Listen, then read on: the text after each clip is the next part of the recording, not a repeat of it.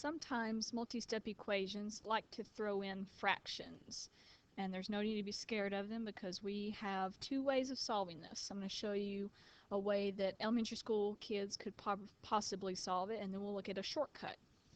For example 1, I see that I have 2/3 x plus x over 2 equals 7. Now we all know that if you're going to add fractions, they have to have the same denominator. And since both of these fractions contain an x, we're going to have to get a common denominator for these. 7 doesn't have a denominator, so we'll leave that alone for right now. Okay, 3 and 2, the smallest number that is divisible by both 3 and 2 is the number 6. And in order to make 3 change into 6, I had to multiply it by 2. And I will do the exact same thing for the top. So I'll have 2 times 2 is 4. That's my new numerator. This fraction, even though it's not there, has a 1 in the numerator. And so when I changed 2 into 6 by multiplying times 3, I will also be multiplying the 1 times 3. And I have a new numerator of 3. Now that these have the same denominator, I can add them together. 4 plus 3 is 7, and the denominator will stay the same. So I have 7 over 6x is equal to 7. When I want to get a fraction away from a variable, and these fractions are being multiplied, I can do the opposite and divide, but you'll have to remember when you divide fractions, you need to change flip. Keep the first the same, change to multiplication, and flip it upside down. And if I do it on the left, I'm also going to have to do it on the right. So on the left side, fraction will turn into 1 and disappear. On the right side, I can put a 7 over 1 to help me kind of see this a little bit clearer. And I have 7 divided by 7 will cancel. And that will leave me with 6 over 1, which is the same as 6. So for example 1, my answer is 6. And we found that using common denominators. However, there is a shortcut method that once you get used to it, a lot of people fall in love with. And we call this process clearing fractions. And there are 5 steps. The first step, when you're getting rid of fractions, the first thing you've got to do is clear any parentheses that you may have. The second step is to find a common denominator. The third step will be taking that common denominator and dividing the current denominator by that number. Step 4 is multiply everything that you have left over that didn't cancel. And 5 is solving the equation like we've been doing. So let's look at example 2. This is the exact same thing we saw for example 1, but we're going to use the clearing fractions method. Okay, first step says get rid of parentheses by distributing. And in this example, I don't have any parentheses, so step 1 is taken care of for us. So the next step, find a common denominator. Thanks to our work in the first example, we know that our common denominator is 6. So what I will do is write a 6 beside every number, even that 7 that's not a fraction.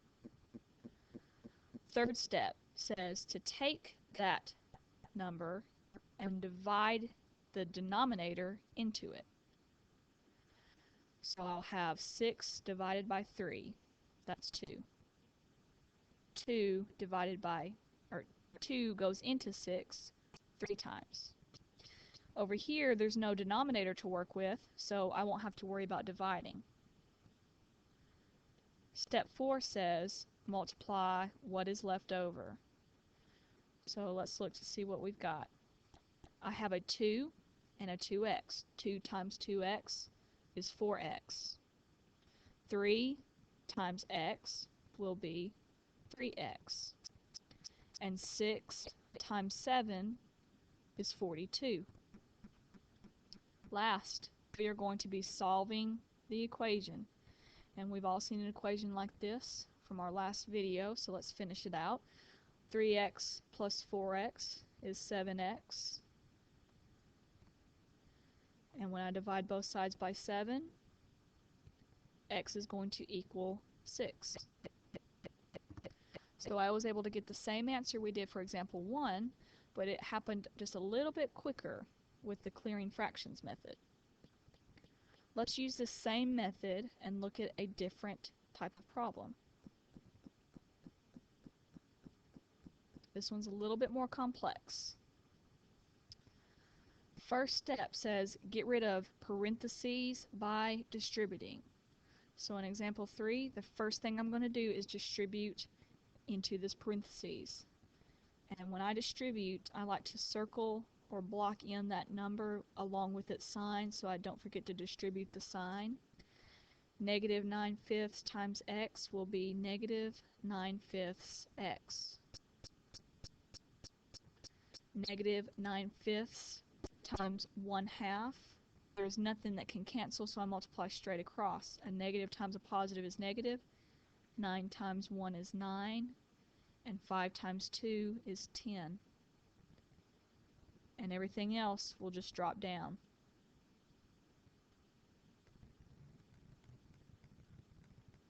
So that takes care of my step 1 from distributing. Step 2 says find a common denominator. Okay, 4, 2, 5, and 10. The smallest number that is divisible by all 4 of those numbers is 20. So I'll write a 20 beside everything. That takes care of step 2. Step 3 says divide the denominator by the number in step 2. So I'm going to say 20 divided by 4 is 5. 20 divided by 2 is 10. 20 divided by 5 is 4. And 20 divided by 10 is 2. Step 4, multiply what's left over. So let's do that. 5 times negative 3 is negative 15. 10 times 3 is 30. 4 times negative 9x will give me negative 36x. And 2 times 9 is 18. I see that I have common terms. I have a 30 and a negative 18. 30 minus 18 is 12.